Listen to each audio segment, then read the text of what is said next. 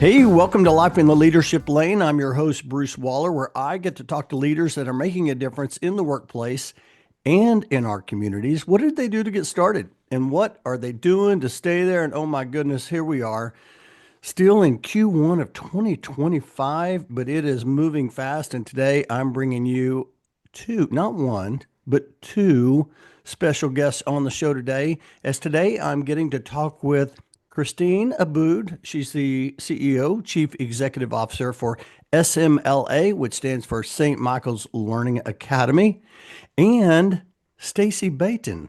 She's the Chief Strategy Officer for SMLA, and their organization is all about providing educational services focused on skill training for professionals, veterans, and organizations. We're going to talk a lot about veterans today. I am so excited to have you both on the show. How you doing? We're doing great. I'm so happy to be here. I love listening to your podcast, and it's just such a treat to be there and be part of it with you. So thank you. Thank Yeah. you. And thanks for joining us. You also, Stacy. I was like, hey, we need to have Stacy join us too. I love it. I know you kind of caught me off guard.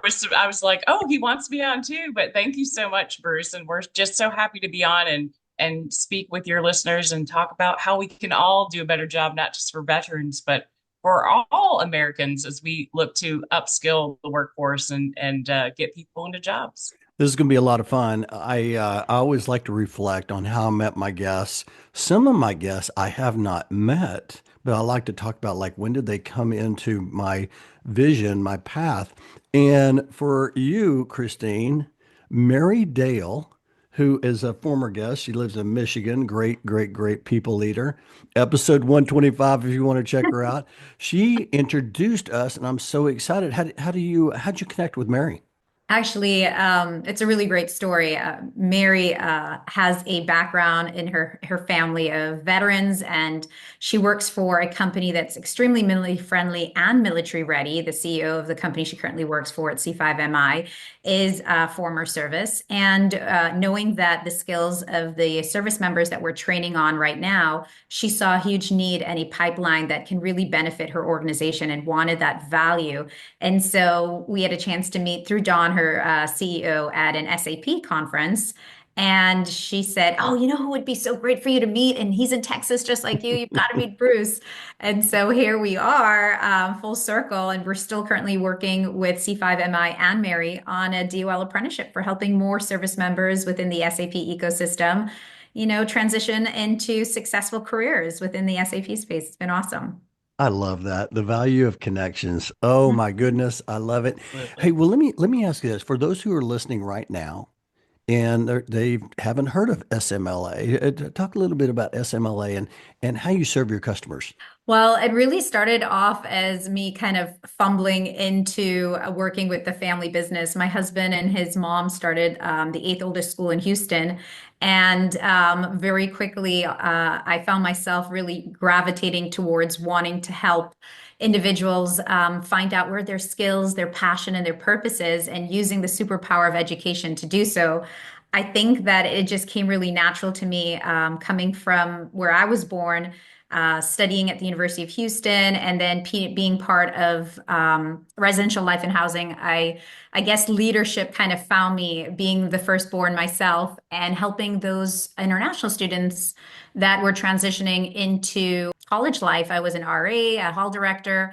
And very soon, when I started working with my husband and his mom, I decided I wanted to also be open my own school and help others Mhm. that are in that same space in some type of transition like I was. It led me into really workforce development. And I think that's where St. Michael's and starting St. Michael's found itself really where 80% of our student base are veterans. So workforce development and helping service members while they're still active before they are actually veterans, really Mm. solving that transition issue, which sometimes comes apart. Where if they have hope and they have a future where their skills and passion can align, really helping them land safely as they transition has been my passion.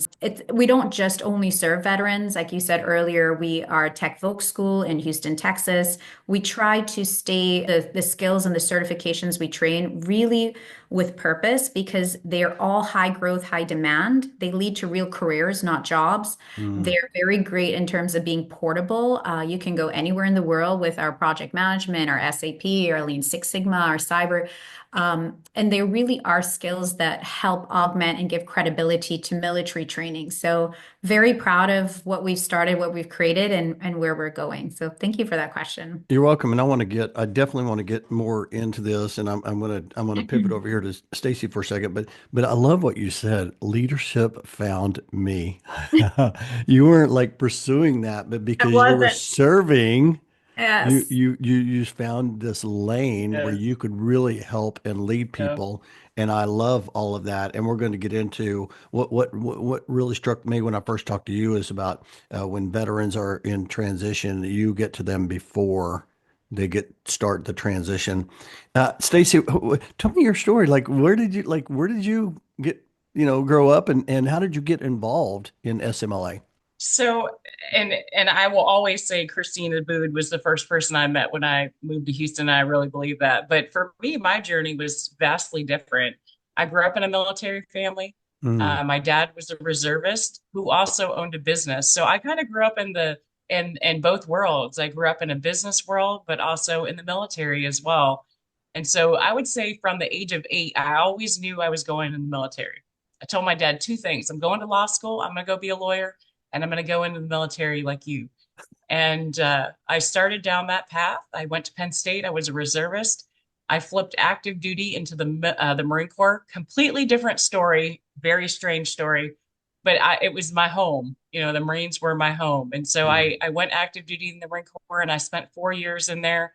Married my husband, and when you start having children, you realize as dual military, how are we going to make this work? mm, So we flipped a coin. I got to move on and to my adult career and figure out what I wanted to do. And so I started a journey of entrepreneurship, just like my family had, and being a military spouse. So flipping out of the active duty and landing on the spouse side was very disconcerting. I wasn't used to trying to figure out what to do, so I kept busy. You know, I mm, started businesses, I started consulting, and I landed in workforce development almost by accident because I had some Marines that were coming out and they asked me, "Hey, how did you do this?" And I thought, well, I can help you out. mm, And that snowballed. And I think that happens for a lot of us as we come out the door. A lot of others want to know, hey, how did you do it? How did you mm. land? You know, you're not pulling your hair out, you're not going crazy, you're successful. How can I be successful? And so I started down that path of just helping my fellow vets as they came out the door. And then I found a woman by the name of Deb Kleppel, and she hired me on the spot. I told my husband, I said, I had a 5 minute conversation with Deb, and I think she just gave me a job.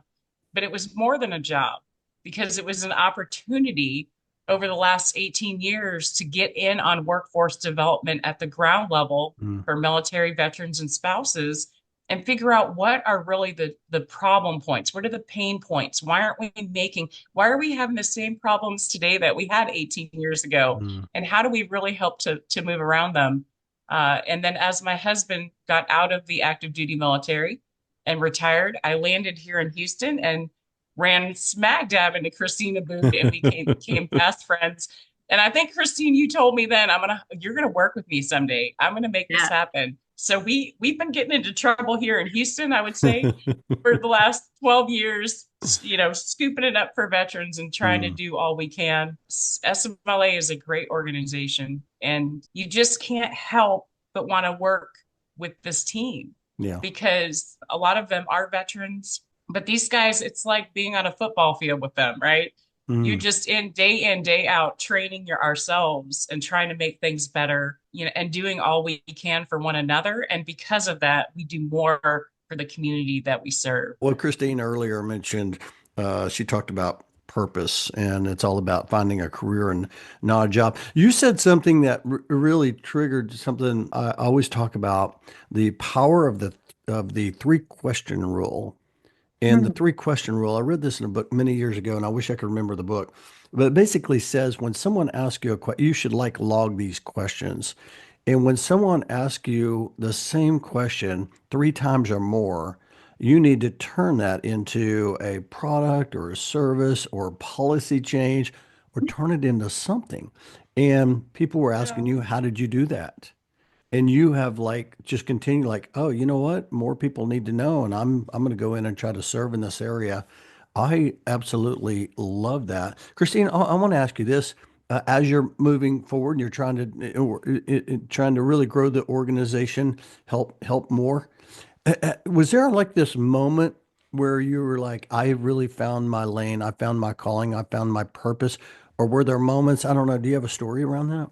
I did some personality assessments on myself as well to see where is my zone of genius, where does the company and as an individual my strengths are best used. And I'm a protagonist. I kind of just want to save the world, and my Mm, superpower is education. And so earlier when you mentioned like leadership found me, I think that just seeing an issue or seeing an area where my skills can really augment or be part of that solution, I really gravitated with my background in helping people in transition, maybe college students or high school students trying to figure out through self and career exploration what they wanted to do. I light up when mm, an individual may be a veteran, as I said, or a college student or a high school kid. I light up when I see that they're able to figure out where their zone of genius is, mm. what are their skills, what are their passion, and how are we going to use all of these different skills that they've learned in the military and help them make now a successful career out of that, where they also find purpose in doing it. So Mm. I guess for me, my lane is their success and being able to solve a community and a national issue of helping veterans transition into those careers that it's not just a job for them. It's not just a way to provide, but they're enjoying it and they're really good at it. I wrote down, I light up when I see them find purpose. I've already got a half a page of notes here. If you are listening right now, you need to make sure you got your pen out, you got your journal out, you're taking notes because this is going to be so good. We're going to learn from these leaders today. I want to talk about SMLA, and I want to talk about the landscape of workforce development. You both mentioned that space. Interesting, Stacy, you mentioned 18 years ago, we're still talking about that. I remember being the serving as president of one of the third largest chapter in the country, Dallas HR, and us having workforce readiness on our board and trying to figure out what we're going to do with that. And here we are 20 years later, still talking about that. I mean, we did Still some talk different about it. things like help military. There was an organization that we helped them with their resume preparation. Mhm. But it continues to be that we just aren't sure what to do with that. I'm curious. Like I want to talk about like what's the landscape like right now, and why do you think that is? And Stacy, I'll let you kind of share. I'm itching to talk about this because Christine and I talk about this all the time. We talk about how we can do better as an organization to help, our brothers and sisters as they're transitioning. I really believe one of the main reasons why we have this issue from an HR perspective is they don't look at the military as a career, as a job. But we have to look at not at the end where I think most of the focus is when we talk about transition. That's when people start to look at the military, but they really need to pay better attention to the beginning because think of it this way, Bruce. When you're a kid and you're making that decision, am I going to go to college? Am I going to get a job or am I going to go in the military? The military falls into that job. It is officially a job. And I think people don't look at it that way. They think, oh, if you're in the military, you're a sailor, you play with boats. You're on a boat. That's all you do. Or a soldier is somebody carrying a weapon. They have a job. There is something that they're physically doing, whether that is IT or warehouse specialist, or they're working in the motor pool, or they're a maintenance mechanic, an engineer of sorts. There is a job that we are trained to do, and we have that breadth of experience over that period of time when we're in the military. And I think people don't look at it that way. We Mhm. don't give. So when we look at it from an HR perspective and we see this young 24-year-old who's coming out of the service after 4 years, they're looking at this resume and there's no way this person did this. Well, yes, they did, And so I think for companies to have a better understanding of the military as a career and what that entails, and truly understand the breadth of experience that individuals get both from training day in and day out, at the A schools that we call them as we're coming out the gate, or the continued development that you get while you're in the military, that hands-on training, you're literally thrown in from day one. Mm. And you have to go from boot, that person just coming out of boot camp, to expert within a very short period of time, because one day you could be just learning and the next day you're in charge of a fire team of people who are going to head overseas, and you have to make sure not only is the job done, but the mission is complete as a whole. And so I think if companies could have a better understanding of the military from a job expert. The government Mm. is the largest employer that we have in this world. So I think that standpoint, but also we hear on my side of the fence, we hear that DoD is trying to do a better job.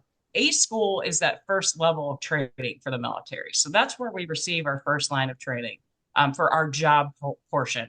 And we've heard over time where some of these schools are doing better to align to the corporate sector. So that way, the credentials received in that school or are more comparable to what is received on the civilian side. But it's not complete yet. I think we could do a much better job. So some of this, I'm saying, falls on DoD, right? And Mm. I think they're trying to get there. But I think part of it falls on us out here to understand that, to help, try to help DoD as they're trying to align these schools and make sure that they're getting comparable certifications. Because the training is there, Bruce. They're getting the Mhm. training and the experience. It's just not called the same. So because we don't call it the same, companies a lot of time they'll discredit that. So I think there's some work that we can do there while they're still in service. And then as they're coming out, we talk that we're a very skills driven society right now. I think that the HR, the companies have started to wake up and realize, hey, we want people with skills and certifications, not to put down degrees, by the way. But let's go back to our grandparents' days or our parents' days when you got a degree when you hit a certain level in a company. And that is absolutely the truth. If you're going to go into management at some point, you should have a degree. Mm. But I think we've come to a realization in this country that you don't need to have it at this level, Mm. right? So you're starting out the gate, you're hitting this level of job, and you don't necessarily need a degree. We want you to be skilled and we want you to be credentialed, right?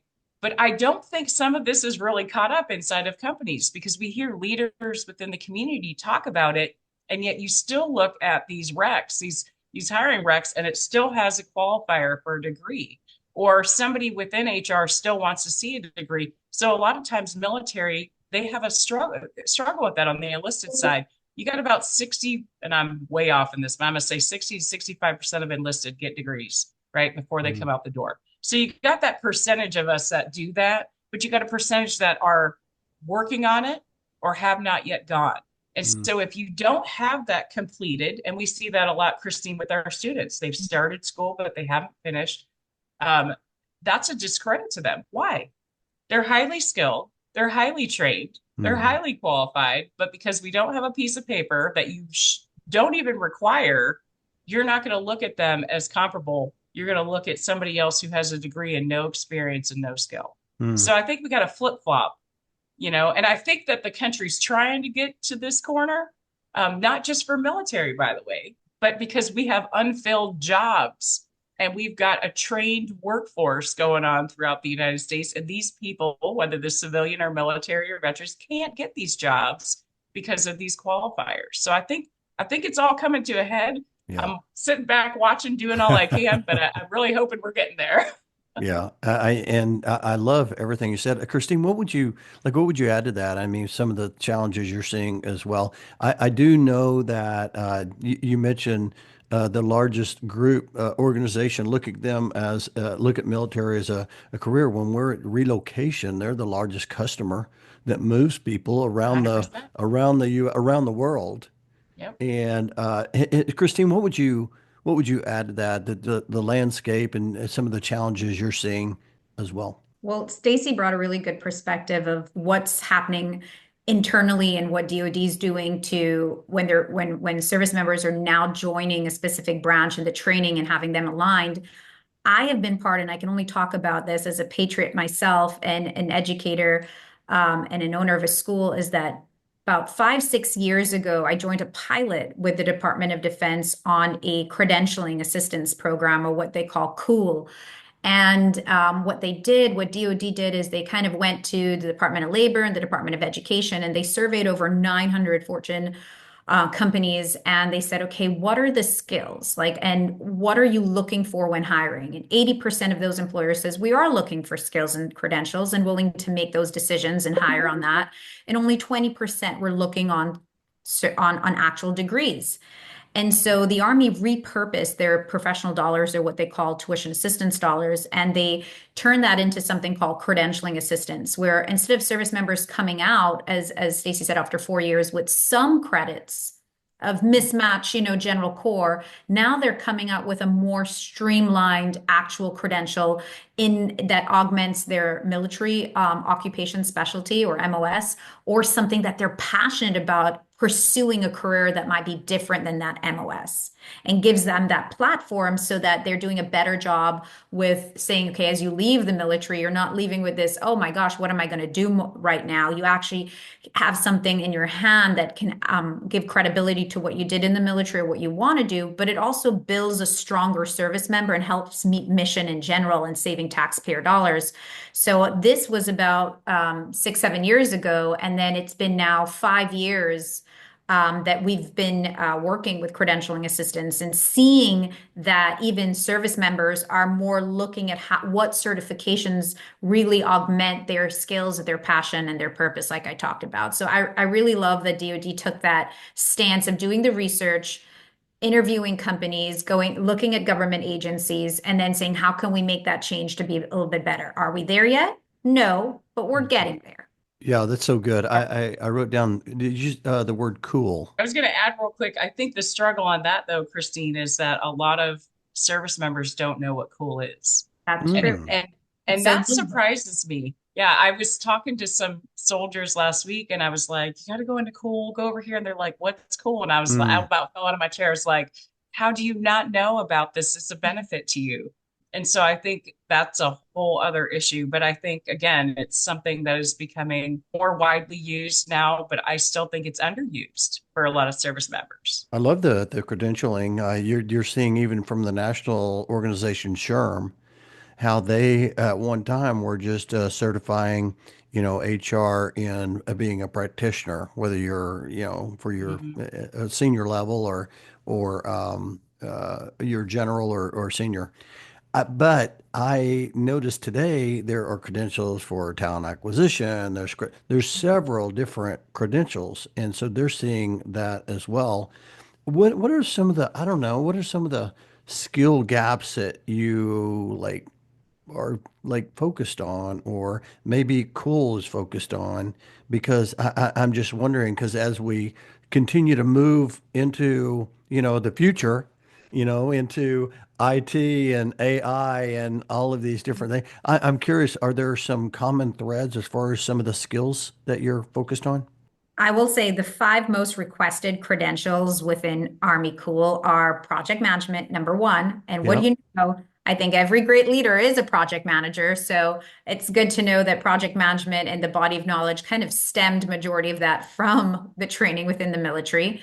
And they make natural born leaders and Mm, natural project managers. So that yeah. is one of the number Right. one most requested certification within Army Cool, and skills that if you look on job postings and professional search engines, you'll see that there are lots of positions for project managers. A lot of Mm, visionaries out there, a lot of things need to get done, but we need the people to get it done in a timely manner, mm. with the right budget, with stakeholder alignment, with change management, and they make great project managers. The other one we're seeing, as you said, with IT is CompTIA, a lot of cyber, a lot of different certifications you found along the IT roadmap. And so a lot of them are getting those entry level certifications that then stack into more specific career paths within the IT roadmap.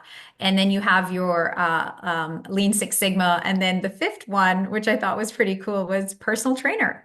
A lot of them want to get into, good health, Oh, keep their physiques and make sure they don't lose that muscle mass. So I thought that was Mm, pretty cool. But from what we're seeing, bringing it back to the HR and to workforce development and skills that we see for the future, STEM careers and STEM certifications will be at a deficit. And mm, we are not just trying, when we talked about training with purpose, we're not just trying to train with them earning a certification. It's how to learn, not what to learn. mm, Because by 2030, most of the jobs that we're training skills for won't even exist yet. So yes, having them fall in love with learning is, bringing them to be long life learners, which is the appetite they already have in the military. They're mhm. always learning. Every day is something new. There's no such thing as change management in the military. A new contractor comes in, new manual, you got to sit down, you got to learn it. So I think it's just what we do very different at St. Michael's. It's not just, hey, we're training this body of knowledge and then they're earning a certification. We're training them the career skills, the skills that Mm, you can only learn at the job. We're giving them mm, that practical knowledge, hands-on in the system, just like they do in the military. So, giving them real life examples, business scenarios, and having them apply that knowledge. And then the last part, which we do really get really well, is that there's this whole other language when you go to take a test. You could study for hours and like, yes, I know this. And you go take the test and you fail. You're like, what happened? There are those three pillars that make our curriculum and our training so unique, and why employers keep coming back and wanting to hire from our candidate pool. yeah, that is so good. Anything you want to add on to that, Stacy, as far as certifications? The one thing that I've seen from a military perspective that sometimes these guys, especially as we're transitioning, we just want to Mm, transition and get out. And they're looking for what that one solution is sometimes to make that mm, happen. And what I think I really appreciate about our instructors is, and they're all veterans, so they're veterans teaching transitioning military, mm, is to teach them to be patient with themselves and that it's mm. not a one and done, but really conditioning them for that lifelong learning. And that's something that Christine has instilled in all of us, I think. Yeah.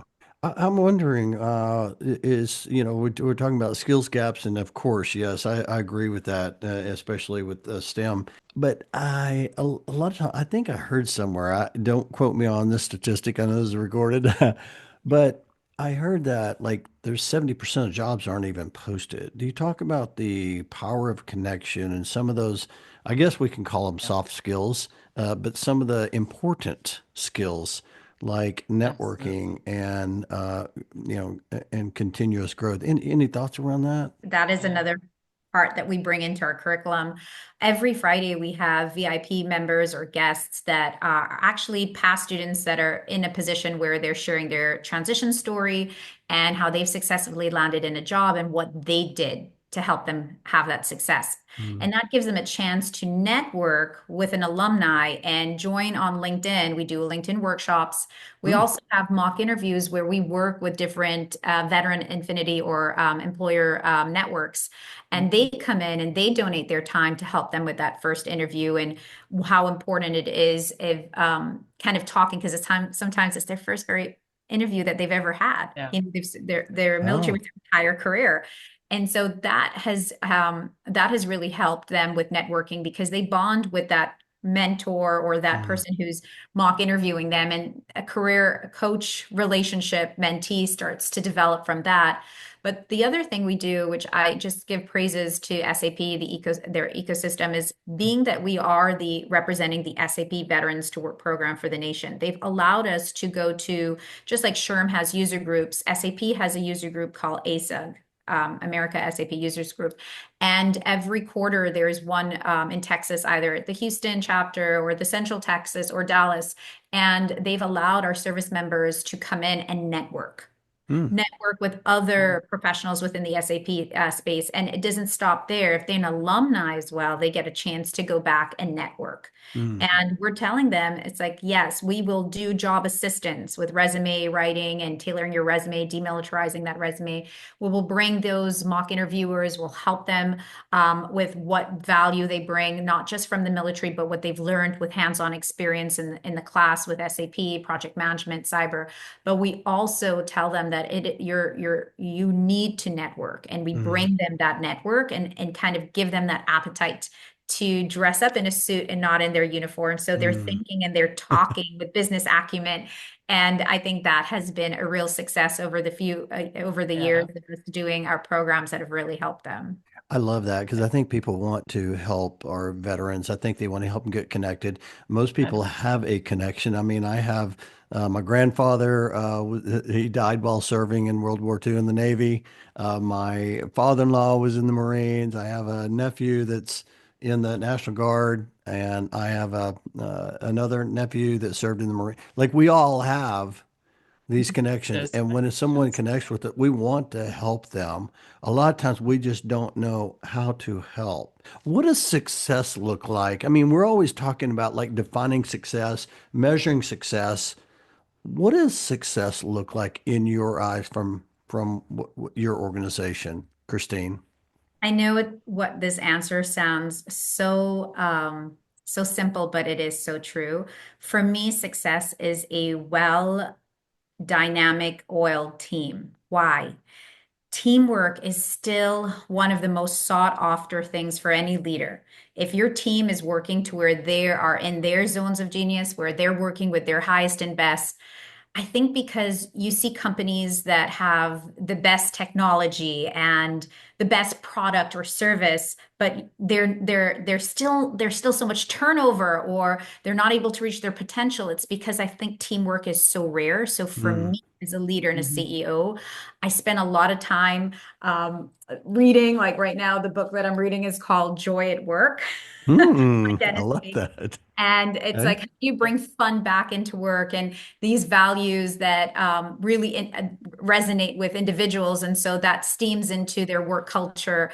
And so for me, my focus really is where I see success is how well does our team work together with their skills, where they're really good at, and how do I help continue pushing them into being their Mm, leaders in that space? mm.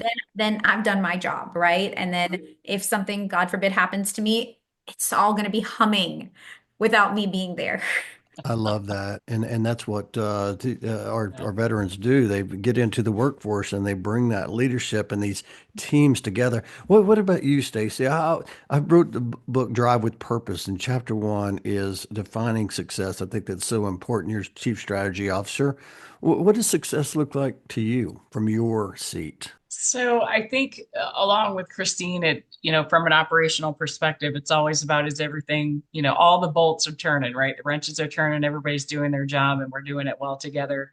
But when I look at success, I'm my own worst enemy because I think from an operations role, and I think a lot of operators out there think the same. Mission is a big, word, but there's a mission every day, right? And so I Mm, tend to look at everything every day, every time, and what's needed that day, and what do we have to achieve. So I'm probably my own worst enemy on the success ratio because I look at success and failure from a daily perspective. mm, But I think overall success for me inside our company is that our team feels supported, mm, and that they're able to do their job because I feel mm, like that's my job. Something's not working. How do I fix it?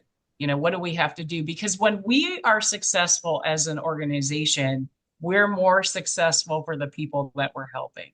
if Mhm. if you have issues internally or something's fractured or broken, then we're not doing our job, right? We're mm. not successful. And that's what, Christine, I got to tell you, she's not a leader from the back. I've worked for people who were leaders from the back, yelling, and saying, go, go, go.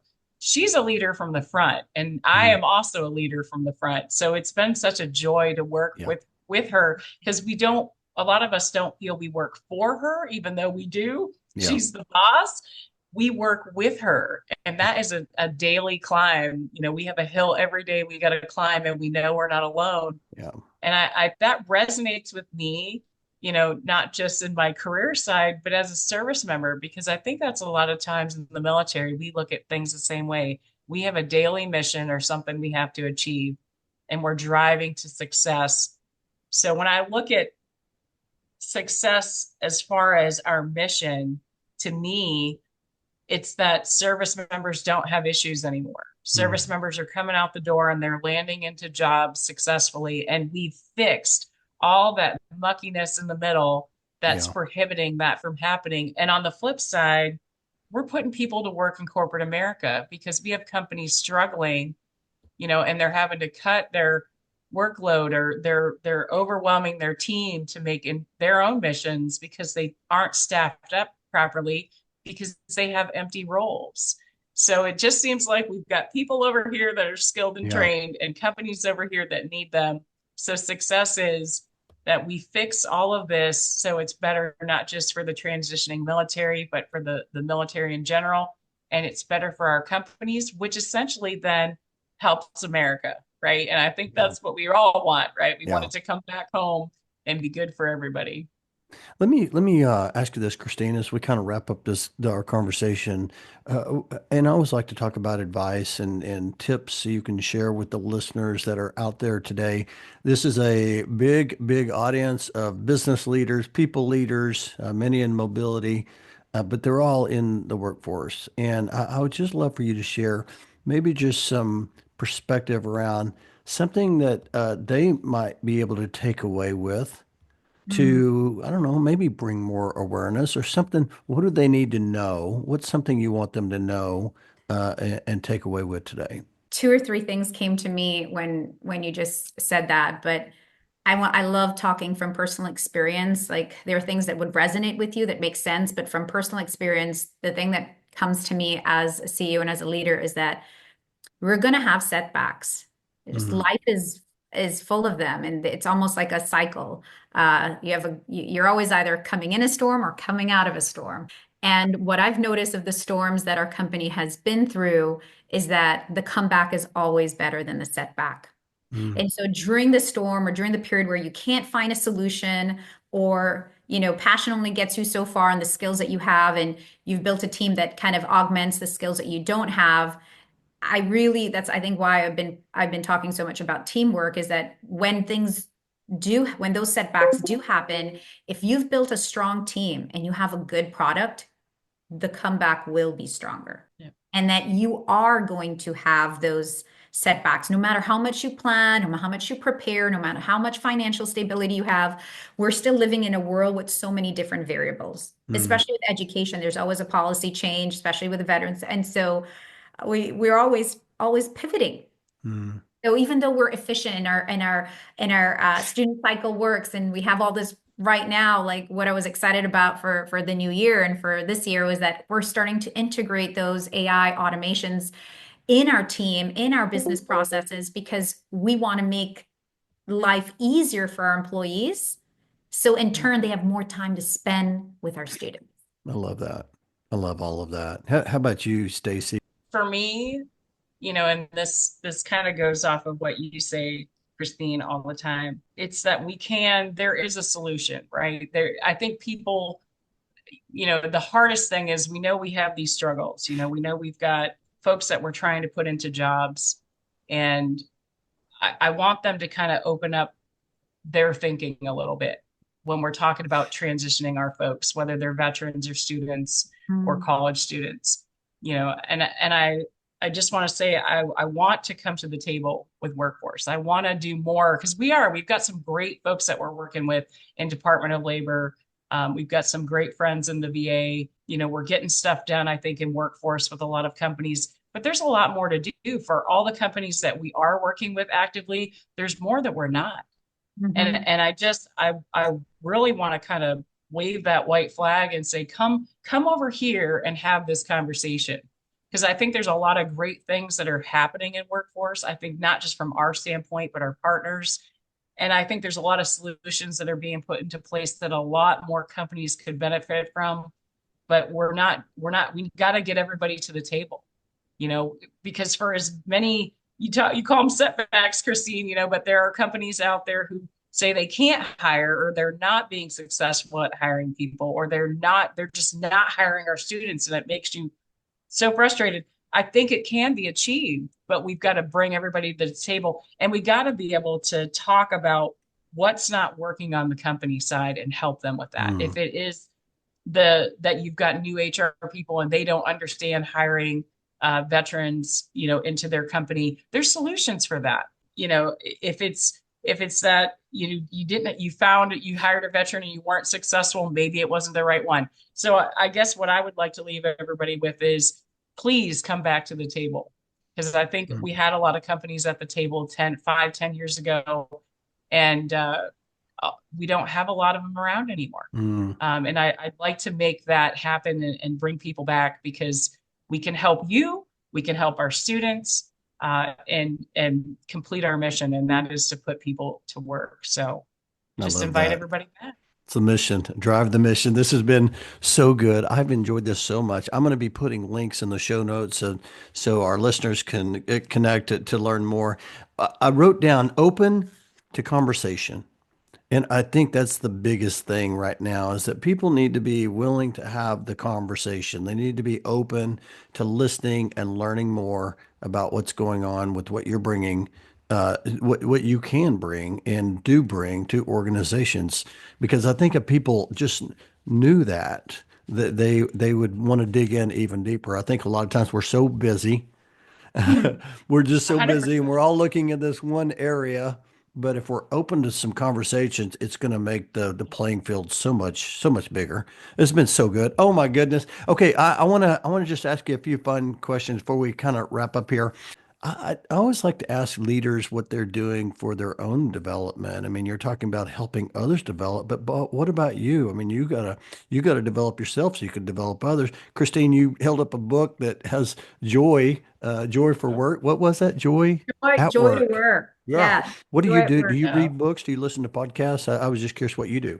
All of the above, but the other thing I do is I get a chance to meet when I'm networking other CEOs, and you always hear all of these, oh, find a mentor, and I have. I've asked a couple of CEOs that they're on their third business or fourth business, and I'm talking to them because they have so many best practices of lessons learned. Mm, And just hearing stories from them, I have two that they're on my calendar at the beginning of every month, and I kind of have a chance to sync with them and just share my thoughts and be a little bit vulnerable where I don't always want to be with my team or have that have that look like weakness, but I'm able to really hear from them their perspective, and that gives me a little bit more foresight and persistency in what I'm doing. So yeah. that's what So I do. good.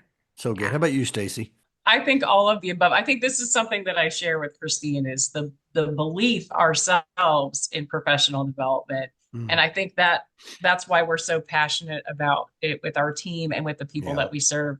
I end up taking an unlimited amount of education. I can't even tell you how much, and not from a degree standpoint, but from the credentialing. I had the pleasure of working with IBM back in 2020 Mm, to bring IBM Skills Build to the United States. And I love Skills Build. So just a mm, little plug there for IBM. And this is one of the tools that we use internally. And I try to lead by example. So I'm in every week taking certifications and mm. credentialing myself. And I'm always kind of poking at the team like, hey, I just took this AI, Google Yes. AI fundamentals Yes. course. It was outstanding. You guys need to take this. But it's sharing. So not just Yeah. credentialing myself, but sharing with the team to kind of be their own cheerleader to say, hey, I'm expecting this from you, but I am equally Mm, busy and I'm investing my time love that. into making this happen. So I heard the it's CEO, Sarah Blakely, used to be founder of Spanx, or she was the founder of Spanx, but she since sold the company. She said the more you experience, the more you can help others experience. And I just love that. right. And so that's what you're talking about, Stacey. This is so good. Okay, I have one last question as we wrap up here, and I'm going to ask you both this question. It's my favorite question to ask.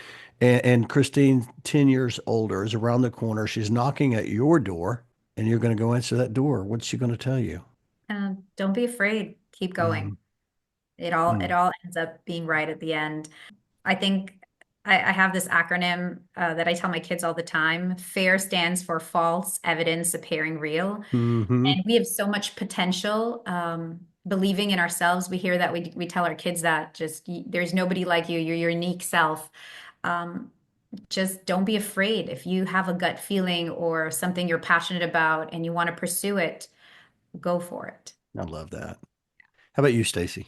Okay, so since she took that answer, I think for me, I would say it's been worth it, because I think, Mm, we're so busy. You said this, Bruce, we're so busy.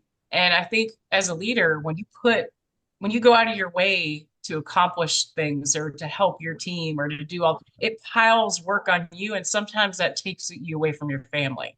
yeah. Mhm. And so I hope that my 10-year-old older self says it's been worth it. All the Yeah. work that you put in, the time that you've helped people, it's been worth it. And I hope my children see that. I think they Mm, do, right? yeah. I think my children have learned some valuable lessons, but Yeah. I hope my 10-year-old self would also say, hey, you rubbed off on your kids. You did a great job, Mm, Mom. I love that. And your family, is wonderful. This has been so good. I am so grateful you both came onto the show today, sharing perspective on how you're helping so many, in particular veterans. We're talking about that today. I know that you're going to get to talk with Texas Serum coming up, so I'm looking forward to that. Thank you. And you just need to just stay in pursuit. I love that. Okay, so if someone heard something you shared today and they're like, "Hey, I want to learn more from your organization. I want to follow you." Christine, what's the best way for someone to contact your organization and connect with you? If they want to connect with me directly, LinkedIn is the best place. Okay. I check Yeah. it daily. I'm up there and I have my contact information there as well. Also, my email address is on my LinkedIn profile, so they can reach me at my company's email address. And I'm happy to connect if in wanting to learn more about the other services we do. We're an educational institution. We talked today about SMLA, but we also have a nonprofit arm called Career Skills to Work, which Mhm. Stacy talked a little bit about that we're doing with IBM. And then we also have a high school as well, Meridian Academy. So there's a lot that we're doing, all with a workforce development twist to it and at no cost. So yeah, Oh, at no cost. yeah. Even At better. That zero doesn't So, mean the value is not there. There is value. It's just at no cost. when it goes back to having that There conversation. is a cost, not to them. Yeah, Yeah. there's an investment of your time. Yes, yes. And Yes. I think it's well worth the investment. This has been so good. Christine Aboud with SMLA and Stacy Bayton. I appreciate both of you for coming on. And man, I cannot wait to share this episode and see where this takes not only your organization and you what you're doing for the for veterans in particular, but also companies as they continue to grow and grow this segment. So thank you so much. I appreciate it.